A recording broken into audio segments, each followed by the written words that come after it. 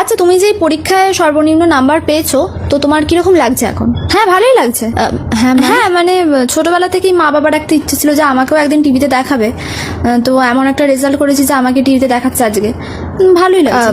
আচ্ছা, তা তোমার মা বাবার কি প্রতিক্রিয়া ছিল তোমার রেজাল্ট দেখার পর? বাবা তো রেজাল্ট দেখার পর অজ্ঞান হয়ে গিয়েছিল, আর মা ওই যে নীললাম নিয়ে পিছনে দাঁড়িয়ে আছে। এই ইন্টারভিউটা শেষ হলেই আমাকে মেরে নীললামে পুড়ে দেবে বলেছে। আচ্ছা, তুমি যেই নাম্বারটা পেয়েছো পরীক্ষায়, আসলে কোনো নাম্বারই পাওনি, তুমি -1 পেয়েছো। তা এর জন্য তুমি কতক্ষণ পড়তে? না না, কোনো বাধা ধরার সময়সীমা ছিল না আমার, আসলে কোনো সময়ই ছিল না, কারণ আমি পড়তেই বসতাম না।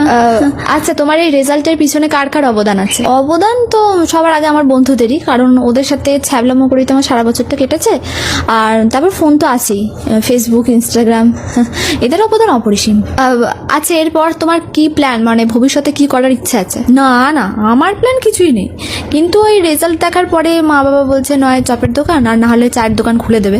এবার দেখি ওদের সাথে কথা বলে আলোচনা করে কি হয়। আচ্ছা, তোমার আপনারা জানতো প্রশ্নের পর প্রশ্ন করেই যাচ্ছে তখন থেকে, এত প্রশ্নের উত্তর আমি আজ পর্যন্ত পরীক্ষার খাতায় লিখে আসিনি। জান এখান থেকে।